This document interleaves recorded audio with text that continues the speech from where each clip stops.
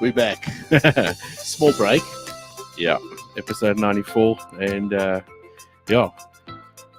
quick 2-week break. How was your holiday? Yeah, listen, anything but a holiday, but thanks for giving me the latitude, pal, to run off and quickly go and become a dad for the second time. Yeah, so congrats, pal. Obviously, that's the big news of the last couple of weeks. Dad for the second time. Yeah. Little baby girl Blake. Yeah.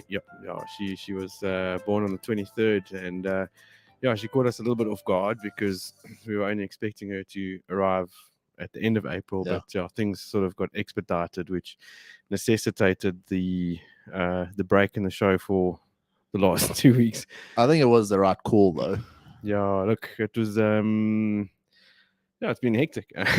I've discovered that all of a sudden there's a lot more moving parts at home. And, you mean you've been doing a bit more work? Time management has become a bit more of a necessary skill. Yeah, but no, it's been awesome. Yeah, and but all that said, we missed the show. Hey, I couldn't wait to get back today, man. I'm so glad to be back at it. Yeah. Well, here we are.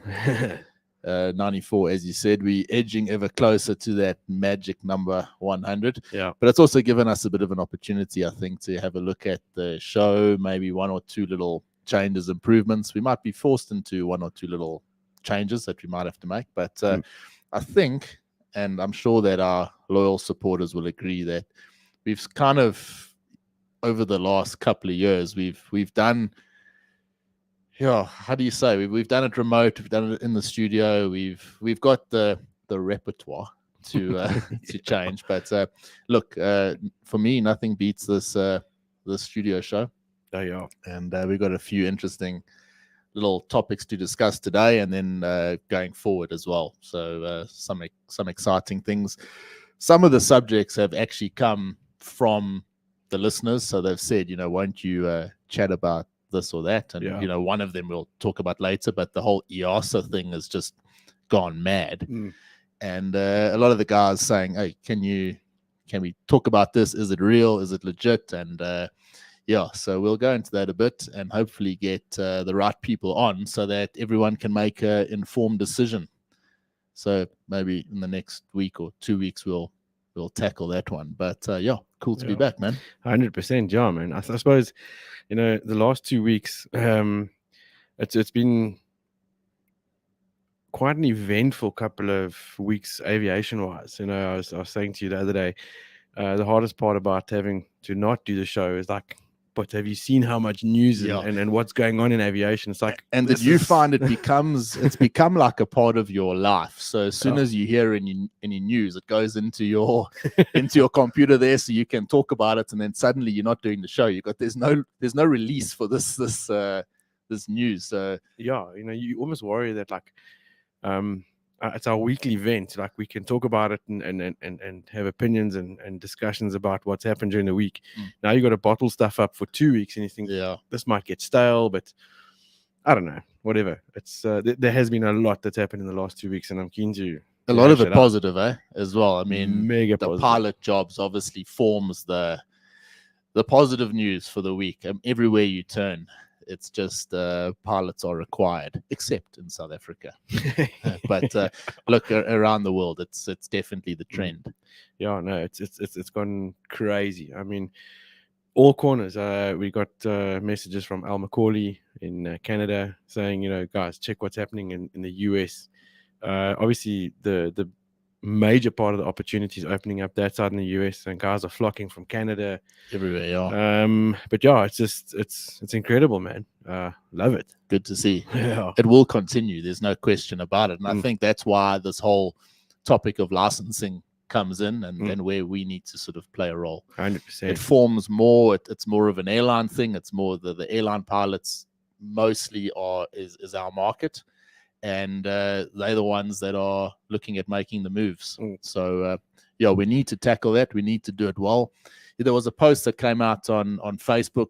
Someone asked, is this, going back to the whole EASA thing, is this legit? And it is. It's a very real thing. People are doing it, and if you ask why, it's just a simple case of opportunity. Yeah, there's a lack of opportunity in South Africa, so to speak. I mean, in saying that, while you were away, I had the opportunity to go to Seme's new headquarters. you told me about that. Yeah, just off Griffith Road there, near Emperor's Palace. They've got a wonderful new setup, and I was sort of first time I'd been there. I had a meeting with Ian Finley there, and just looking around, and it was so nice to be back in that sort of that high energy aviation environment that we obviously haven't been in. The training side obviously a little bit different to that, but really nice to see, and so nice to see this sort of up and coming company. They've taken a lot of heat over the years, but they're there and they are employing people. And if people have negative things to say, sometimes you also have to take a step back and say, but hang on, they're employing, exactly. So so it was nice there. I really enjoyed it. Had a good meeting. One of our ex-colleagues, Bill Good, was in the meeting as well. And anyone that knows Bill will know he'll always throw in an AWOPS question in there. He held off a bit, but no, it was nice to see the guys and nice to see such a well-run operation. So I love what you said there now, and that they've taken a lot of heat over the years, but privately owned company, run by a very tight-knit group of guys. Very competent group of guys. Versus the other end of the spectrum, where government-owned entities with all the new changes in positions that are going on, you've seen in the news. CEOs and things like that. And then chief pilots that are more concerned about the price of bread and milk and how that affects jobs. Those industries are important, guys. Come on. Look, we're going to get to SA. It forms a big part of the chat, I suppose, this week. And so never shy of controversy. But anyway, before we get there, did you try book a ticket on Fly Safair? That is funny. Yeah, the R8 special. Yeah, my man. I think I'm still waiting for my number to come up. Yeah. I was a bit miffed though. I was relying on that. We're actually, let's talk about it from a marketing point of view, and maybe it might be the right thing to get a marketing expert on. Maybe I'll ask one of the guys on LinkedIn. But Safair, I saw an advertisement, and it was they said they're giving away R8 tickets, 30,000 rands worth of R8 tickets. And does that mean that you take 30,000 and divide it by 8? Yeah. If I do the math quickly, that's 3,750 tickets. Okay, I did work that out. But or is it, a ticket would have cost $500 or so, and they're going to give away 30? You get my point with the whole thing. It wasn't quite clear how many tickets are going to be for sale. Yeah. But I think you disagreed with me on this earlier, but you said quite a few people were a bit pissed off that they never got the ticket. Yeah.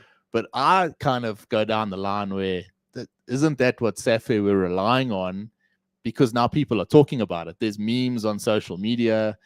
People are posting funny pictures, and the fact that you wait in this waiting room all day. There's lots of funny things out there, and there's a lot of Safair promotion going on at the moment. So people that didn't know about Safair certainly know about them now. I've just realized that in saying that, I did mention to you earlier before we started the show, like maybe this could have backfired on the brand, but it's the same as, I suppose, guys playing the lotto. There's people that go out there every week and buy a lottery ticket waiting to win the 132 million ZAR. Never do, but they keep going back and buying that same damn ticket. So I suppose the same thing. No, it is. But I think maybe quite a clever marketing ploy. And, no, it is. But I was a bit annoyed that I couldn't get in. Yeah, no, I mean, how cool would it be? I think, there's an event that we're trying to get to in a couple of months in Cape Town. An R8 ticket would have gone down very well. Yeah. But cool to see nonetheless. Safair, another one of those companies that, man, what the hell would we do without them? Yeah, we spoke about Seme at the beginning. I Mm. really believe they deserve the praise. And certainly for our ex-colleagues that they've gone and employed. I mean, there's a lot of ex-colleagues there, and but Safair in that same boat, Airlink as well. I mean, man, when you look at the SAA stories, we'll chat about a bit later. It really makes you thankful that there are those opportunities out there. No, for sure. I mean, these airlines are they continue to evolve and grow, and they basically just go quietly about their business and get better and better. And it's awesome.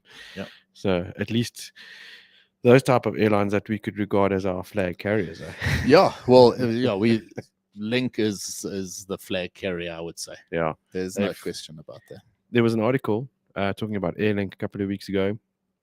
They've just been nominated as the second biggest airline in Africa. Second big behind Ethiopia. No? Yeah. So that's how big they are. They're huge. Yeah. And they deserve everything that they've got. Yeah. Yeah, for sure, man. There are some SACS guys, though, and SAA guys that might enjoy a job there. But save that for another podcast. Let's go back to SAA. So their CEO has been replaced by John Lamola, who was the CEO of Ryanair, hey? Hardly. No, he wasn't. I don't know him. I don't know much about him. Oh, you wouldn't, because I don't think he knows too much about aviation either. Well, that's always the case, though. I mean, a lot of the times that's not the first time you bring in someone's not an aviation expert and they expected to run an aviation company. Mm-hmm. It's always it's a total different ball game. You and I know that, but anyway, the previous CEO left as he said he would. What could he have done? You can't really run him down, can you? I mean, the airline is up and running, and I think if he had a mandate, the mandate was probably, get SAA up and running again with the money we have available. It certainly wasn't get the airline up and running, and we want to be flying to the States and all these places again. It was just get the airline going.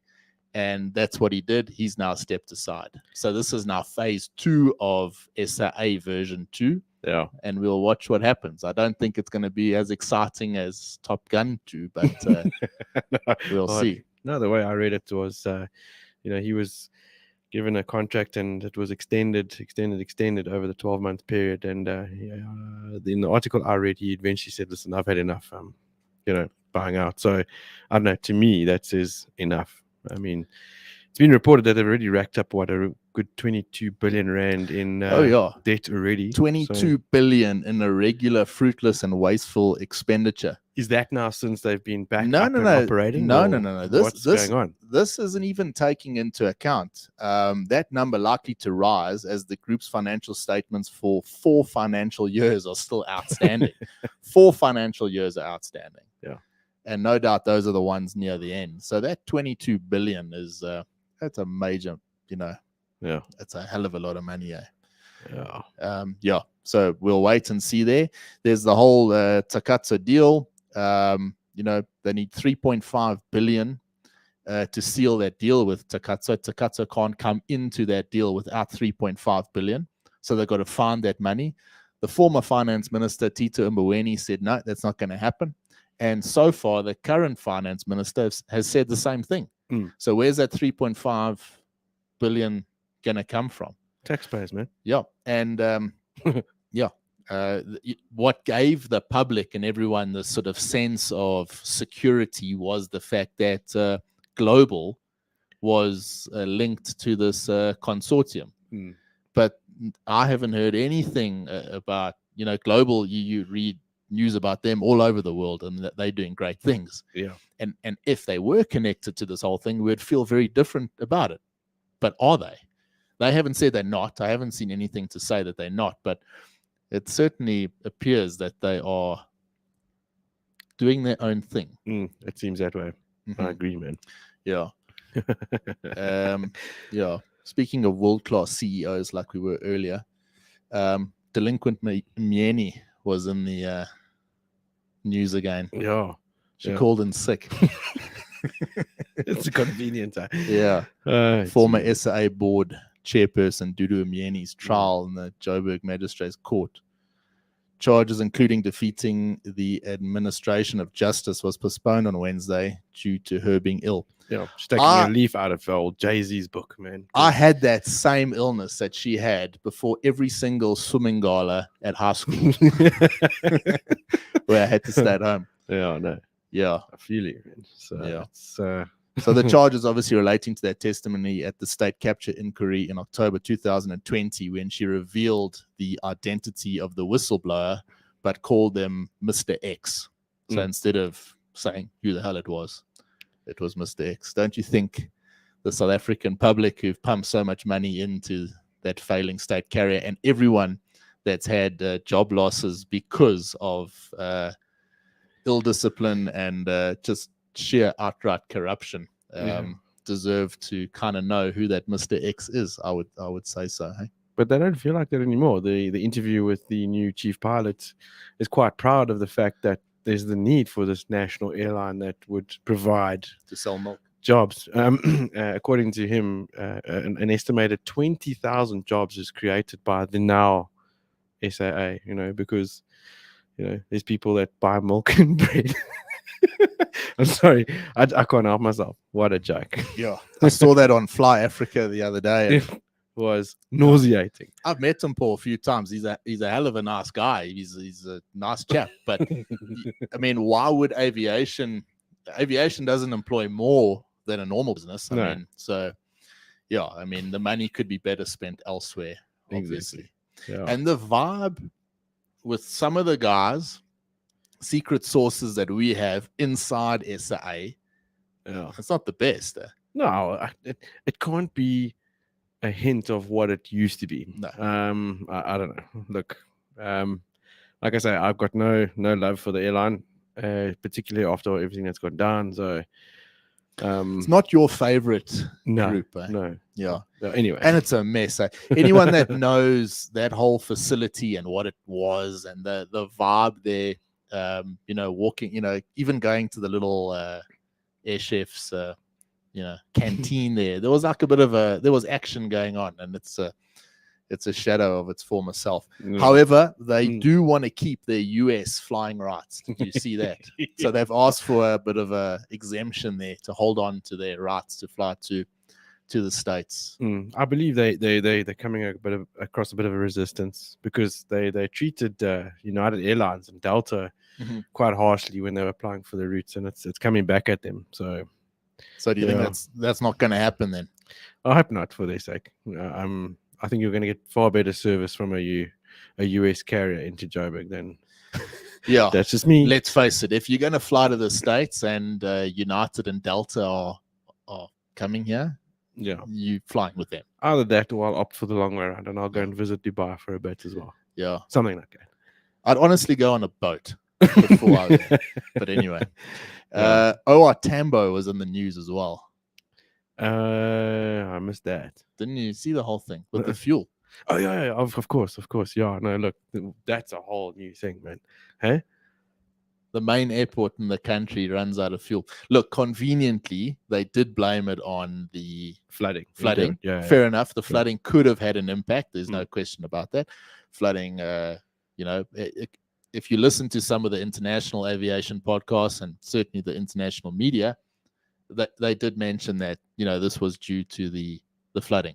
Yeah. Fair enough. Okay. We saw what happened in Durban. I mean, there was wild. Fair amount of damage done there, so it is plausible. Yeah. And we're just a bit skeptical when it comes to excuses like that. Yeah. But now, obviously, the airport did claim that it does have enough fuel, and certainly to meet the demands of the international airlines, they must still ration their fuel, so they must tanker fuel in, and that was the plan. With all that being said, the international airlines got together and said, no, but this isn't the case, because they're arriving here and there's no fuel. Yeah. There's not enough fuel. So, what is the story? The airlines need accurate information in order to decide what they're going to do. United canceled their flights altogether. Yeah. Because there's either enough or there's not. I mean, aircraft were then flying to Durban, Joburg, Durban, picking up fuel there and then flying overseas. Some of them were going to Dakar, Accra, Windhoek, all over the place, just to pick up some juice. Yeah, I mean, look, it's understandable that the US flights get affected heavily. I mean, the flight and duties on those trips, you go and slap on an extra 2 hours because you got to go and stop somewhere for fuel. The impact is heavy. No, it's heavy. So yeah, it is bollocks. These oaks from AXA must get their act together. The board of airline representatives of South Africa, that George Matema, told Travel News that the situation on the ground at the airport for many international airlines was far removed from that described by AXA. So, yeah, it causes confusion, and in aviation, we don't like confusion. Yeah, there's no space for that, man. Just tell the truth, and that's the way it is. More positive stuff. Let's get away from spoories, shall we? Let's do that. Yeah. The travel in Indaba is ongoing now in Durban. Yeah. And I've got some fond memories of those travel in Indabas. They were always a big thing. I've been to a few of them as well. Do you remember them? I remember the parties. Yeah. Always a party. I think they're good for Durban. Yeah, it's good that it's in Durban. It was always a big thing with the charter companies would go down. I know our airlines are represented there. It's a big thing. It's massive.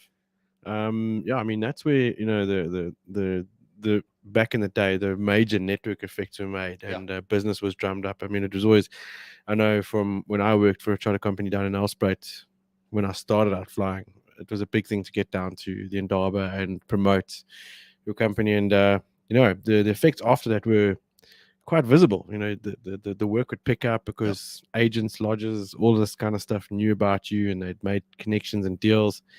So yeah, very, very positive. But it's nice to see it happening in person again. Not so. I don't think it was so successful being done virtually. Oh, how do you do those things virtually, right? No, you can't. There's some things that can be virtual. Yeah. There's no question about it, but there's some things that can't. Some deals are just better done over a beer. Yeah. And to actually, if you're going to do business with someone, you want to make that final handshake face to face. Yeah, for sure. So yeah, good for Durban, and I'm glad to see those things are ongoing. This whole mask, I was quite excited about today because we were supposed to masks were supposed to be canned. Look, I cancelled masks about 6 months ago, but they're not, eh? No, they're keeping it until like July or something. Yeah. So obviously some ANC members got their finger in a mask making factory. Yeah. There's no other reason for it, but anyway.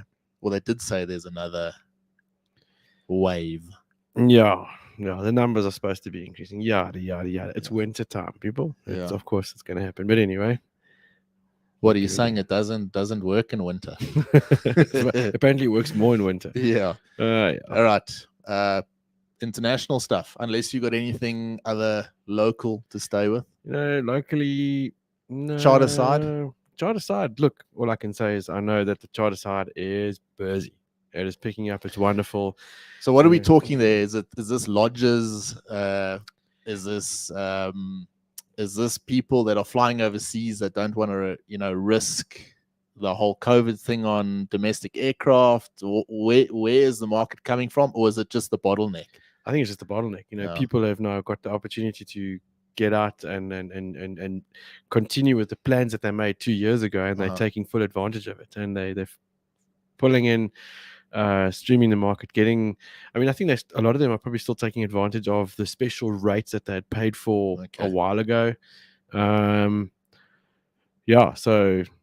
all in all, it's the bottleneck that's happening, but it just for the foreseeable future, it just seems to be getting busier and busier, which is brilliant. Well, long may that continue. I certainly hope so, man.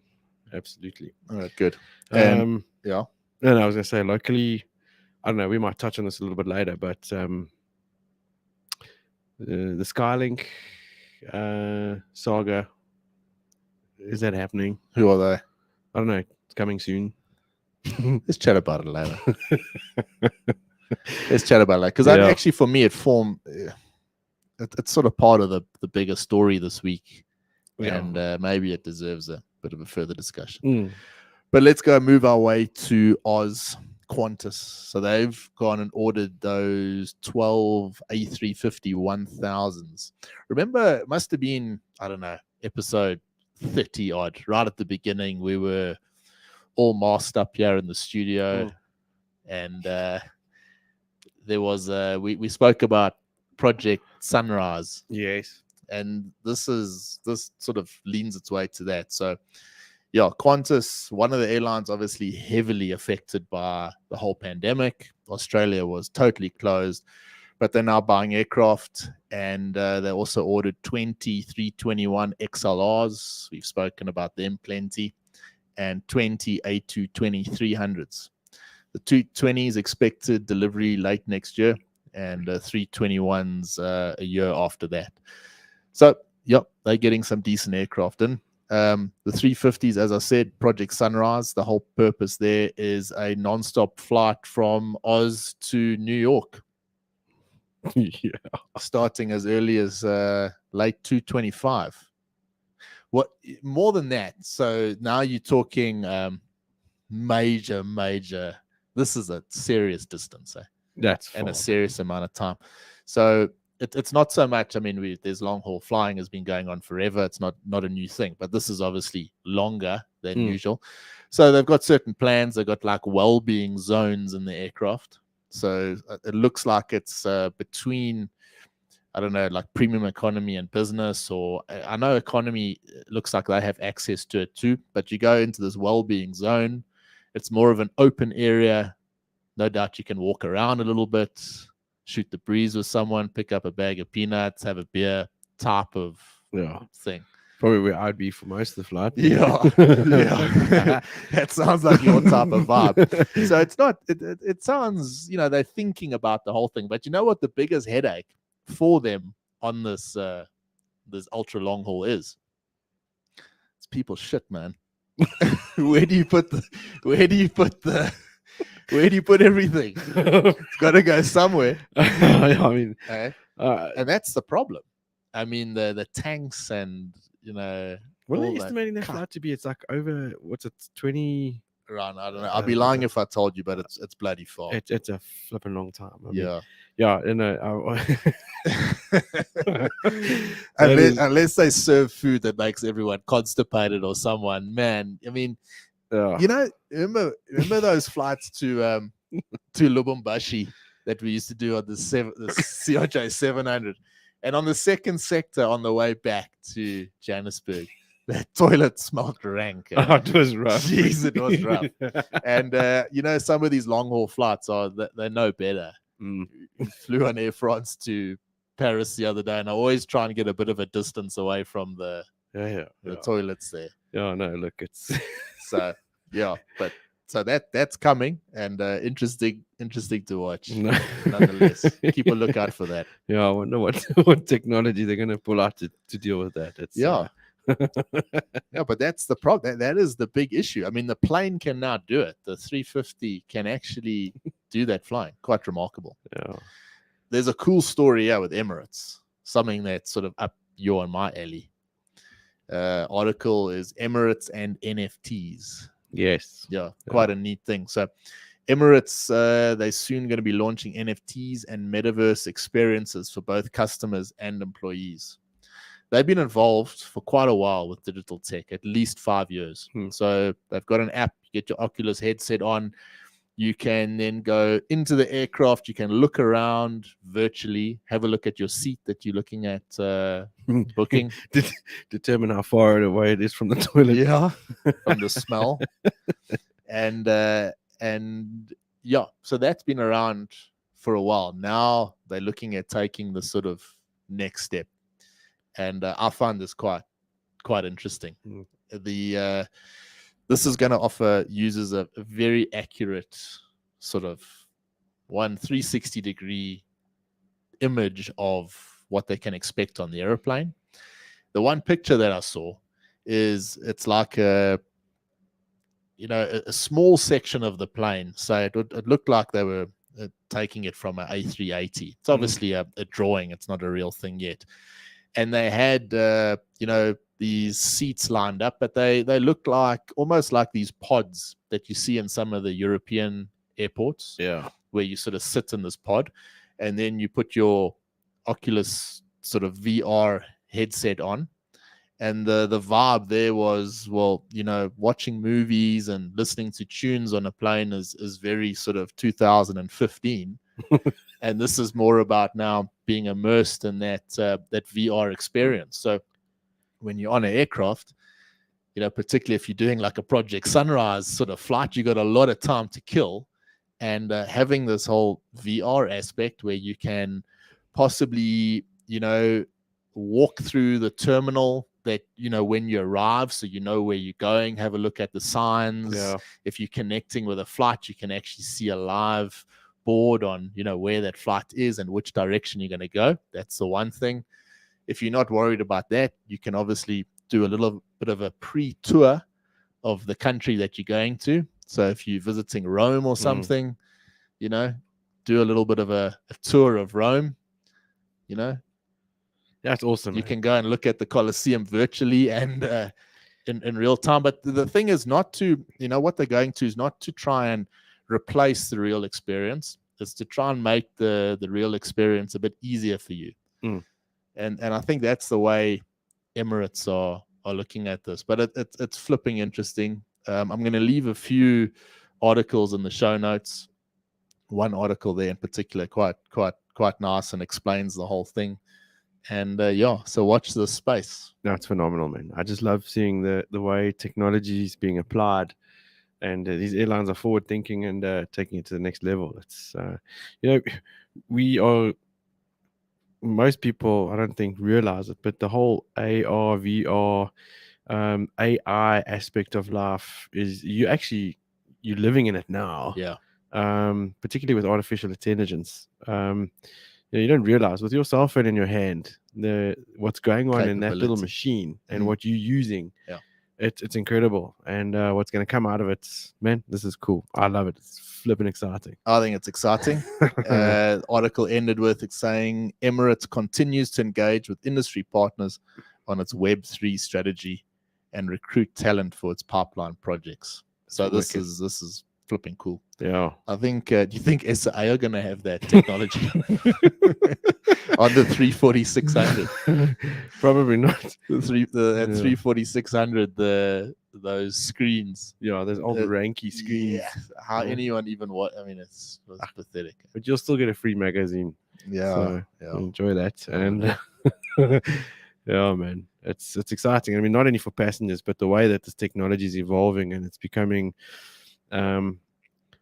available in the training environment for pilots.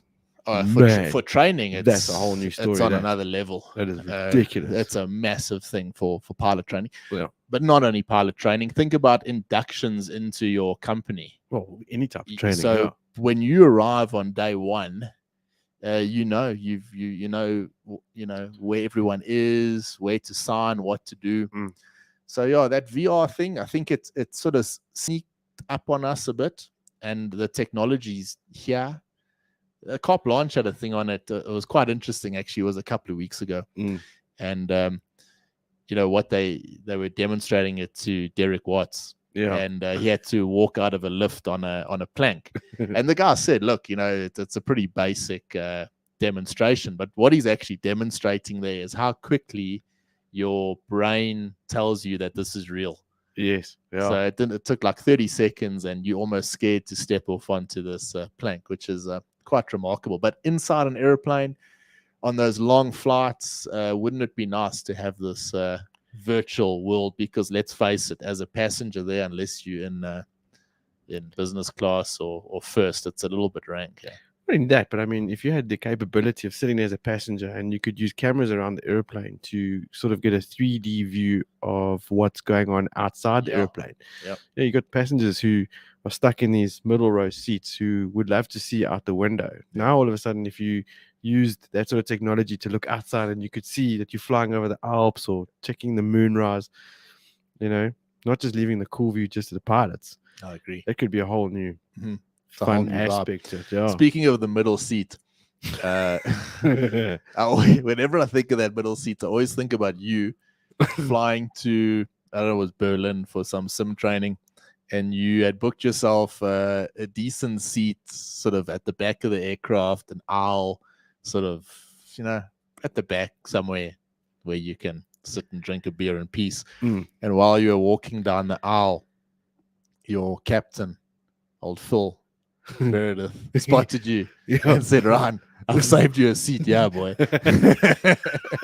I remember that. Row E, I think, on a No, he wasn't compressed with his next door neighbor, so he made me swap. And Phil it wasn't easy to share a seat with him.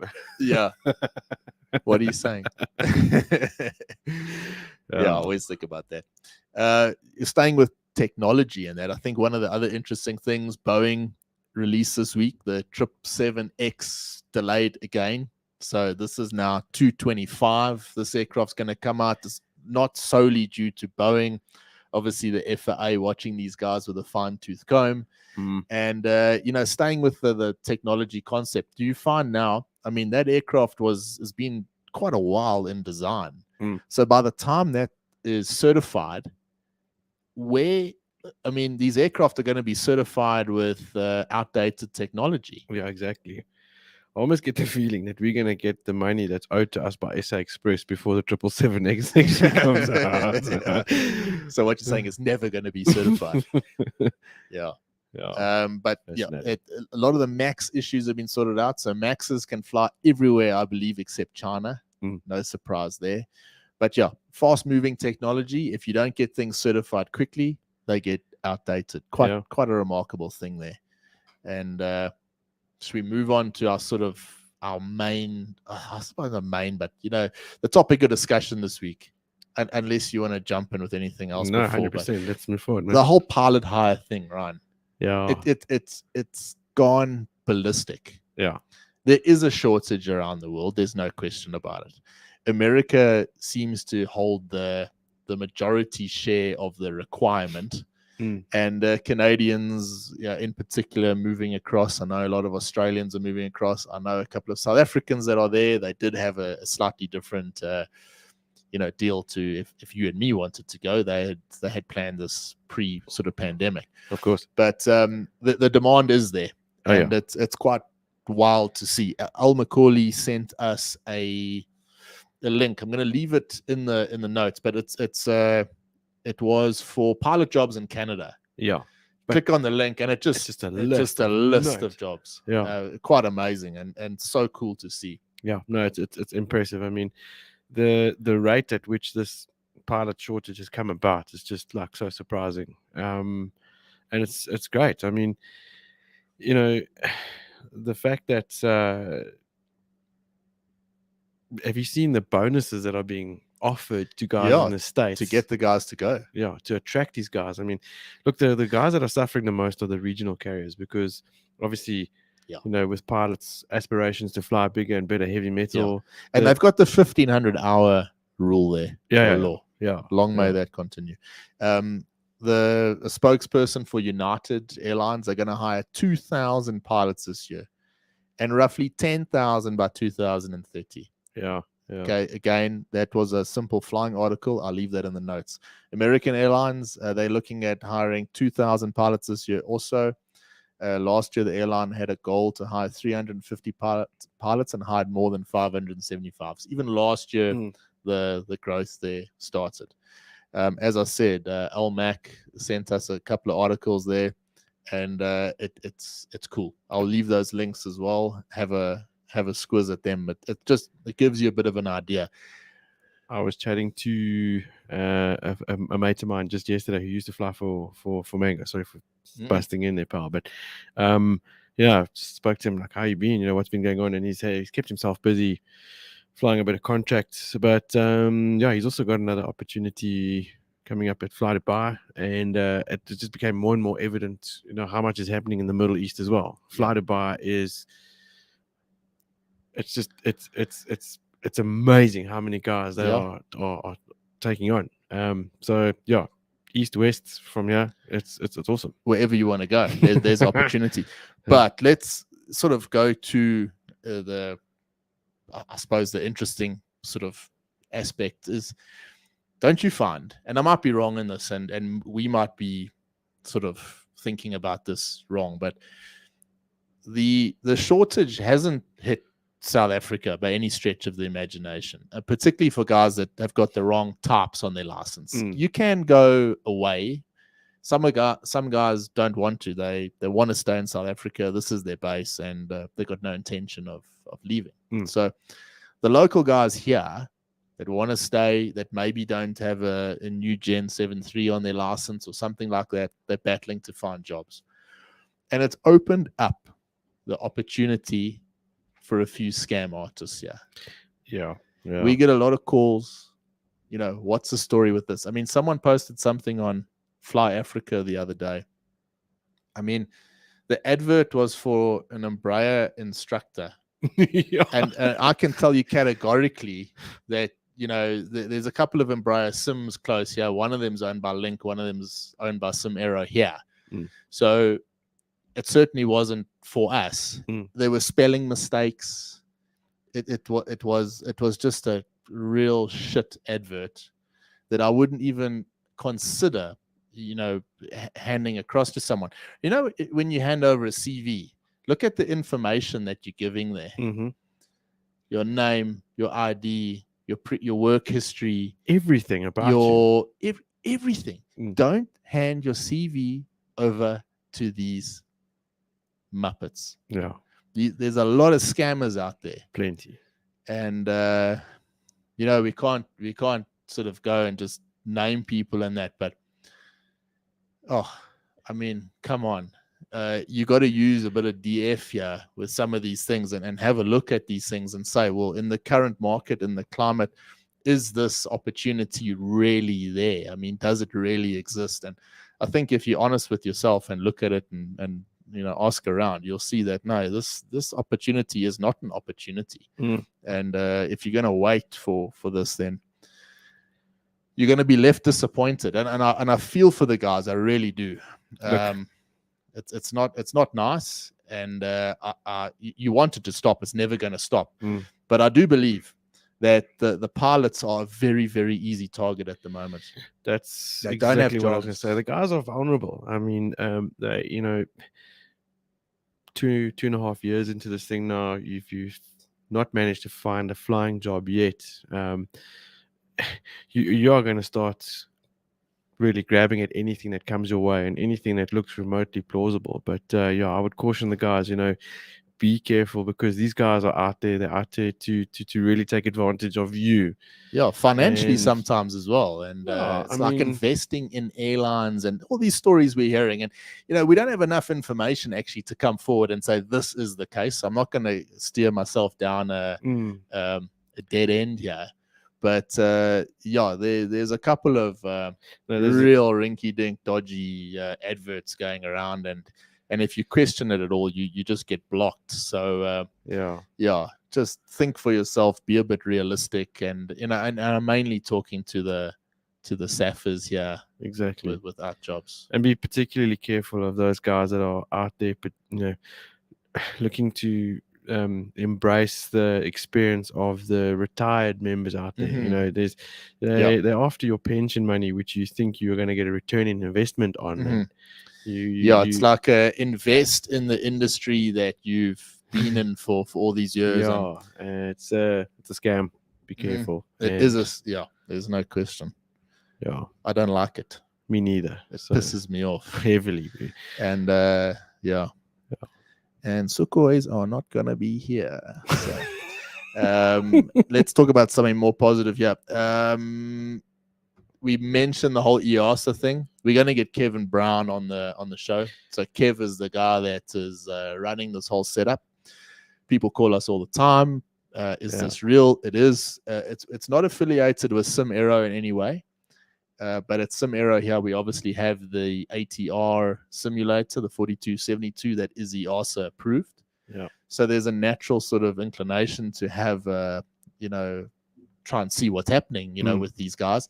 And there's interest on for EASA licenses. Obviously, it goes towards the fact where people believe the opportunities are going to be. Do you think things in South Africa are going to change overnight in terms of job opportunities in aviation? Yep. You know where we stand. Probably Yeah. not right now. And you know, Link, Safair, you know, Seme, Lyft, you know, the global side. That's where it's at. You know, Salenta, obviously. You know, Yeah, but exactly. it's unless you add one of those real sort of big names, and those are all big names. Career wise, you're limited. Yeah, absolutely. So people are doing their EASA licenses, and they are particularly the people that have access to a European passport. It makes more sense, and they are getting out the country to go and hopefully find themselves a flying job. Yeah. And that's why the demand is there. I mean, Kev's told me himself, you know, he can't believe the growth from the first course up until now. And it's I mean, that's where the opportunities are, man. If you look at the equipment that is flying around Europe, it's mostly airlines that are grabbing onto the Maxes, the Airbus A220s, the newer generation stuff. There's movement. There's something to look forward to, particularly for guys that want to fly new gen Aries. The A321 or 320 Neos, the 321 XLRs, they're all going to be operated by European operators. Yeah. And that's where things are happening. I mean, like Ryanair just now in April posted that they carried 14.3 million passengers in April alone. That's 1,267% increase versus the previous year. So, you know, it's obvious that's where the opportunities are going to be. I don't think our figures here in South Africa are remotely close to that. So it makes sense, man. And I'm looking forward to that conversation with Kev, because it's going to be... Yeah, so the aim with that conversation, I think, Ryan, is let's look at this as a opportunity to try and, you know, provide our network with the right information. You and I don't know enough about it to just talk about it candidly like this. So let's get Kev on, maybe a couple of the people that are behind this whole thing, and then they can tell you from the horse's mouth what the deal is. Oh, of course, man.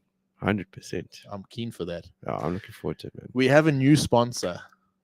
Yeah, Pilot Insure. Yeah. Dave Leroux and Franz Smith, the team behind it. They've decided to get on board and sponsor the Bryan and Ryan podcast. And we're looking forward to teaming up with them. And we've been quite close with them for the past couple of years anyway. Yeah. We've always, you know, proud of what they've done. They're a good bunch of guys, and they're heavily involved in the GA side. And they're very active, they're ambitious.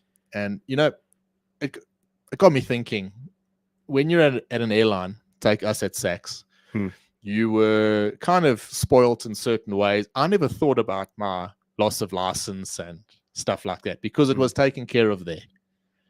But then when you leave, you've now got to make a plan. Yeah. And obviously, when you want to sort it out yourself, you need to talk to someone that knows what they're talking about. So give these guys a call. They know what they're doing. You know, Franz even gave me his number to put out there, 084 979 8632, and Dave as well, 073 338 5200. Give them a shout. And they're a good bunch of guys. They've got a cool office as well. It's catered to... Yeah, it's right next to an aviation themed bar. Yeah, Hangar G5. Ryan and I have never been there. But if you're going to schedule a meeting, schedule it at the Bonero Park offices, and give us a shout. Maybe we'll meet you for a beer there for lunch or something. Go get yourself some insurance. Yep. And a beer. Yep. Get the insurance first. Yeah. In that order. Yeah. 100%. A good bunch of guys. Glad to have them on board, and we're going to be supporting them. They've supported us nicely, and glad to have them affiliated with us.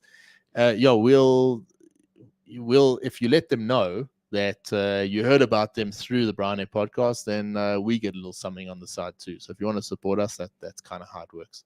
Yeah, it'd be greatly appreciated, and it'll allow us to carry on doing this show. And you and I just said before, how did we miss this the last 2 weeks? It's such a special thing to do.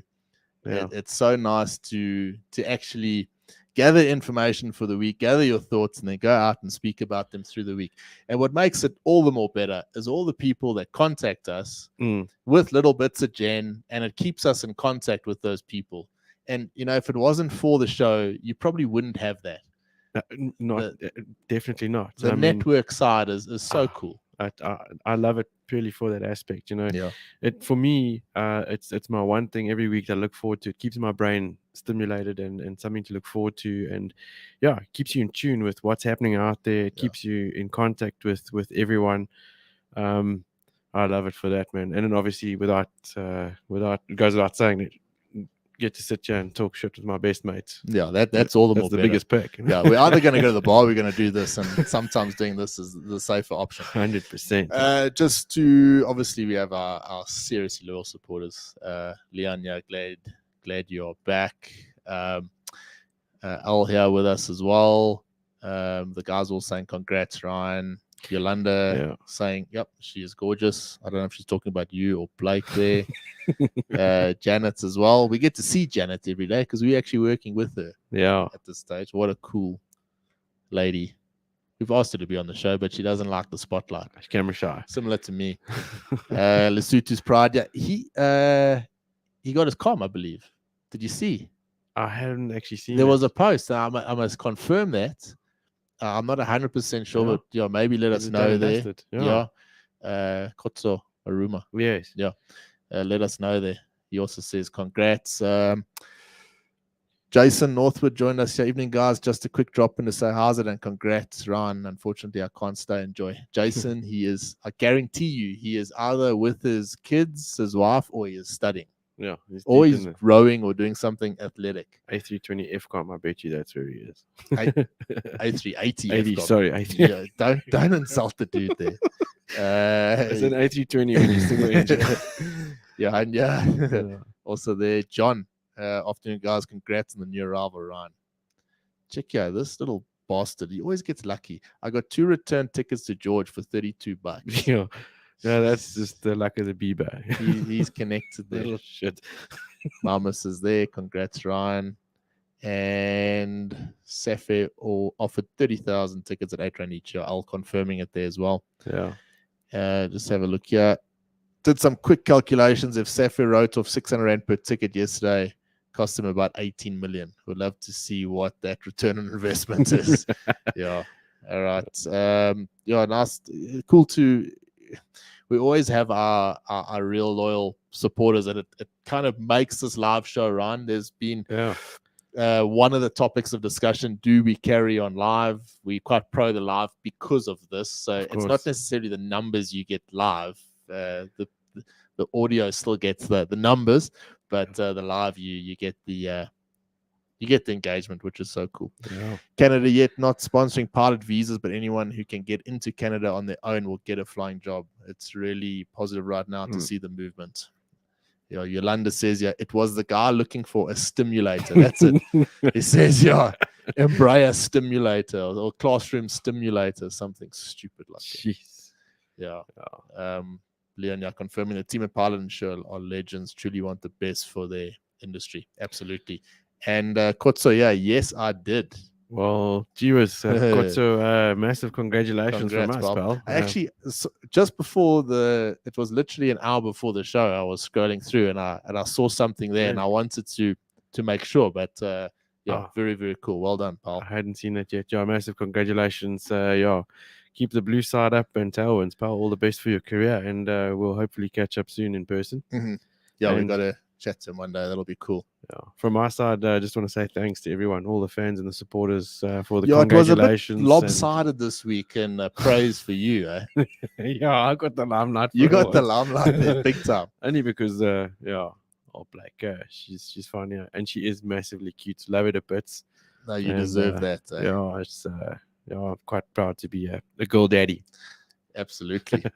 A bit of a call to action, if you know anyone that will enjoy the show, that enjoys the somewhat highly opinionated way we do this thing, our horrendous business advice, and buy Bitcoin type of crap, and then share us along, please. It does us a bit of good. If you can share to anyone that you think might enjoy it, it helps us get better reach, and it really does make a difference. So please share. And guys, and I'm particularly asking everyone that's watching here live, the real loyal support, a review, please. Shoot us, if you have done already, appreciate it. Please give us another one, Apple and Spotify. It'll help us. And thanks for all the support, guys. We love you lots. And look forward to next week. Yep. Take it easy. Have a great weekend. Lovely weekend ahead. Happy Mother's Day on Sunday. Hey. Cheers, everyone. Ciao. Goodbye for now.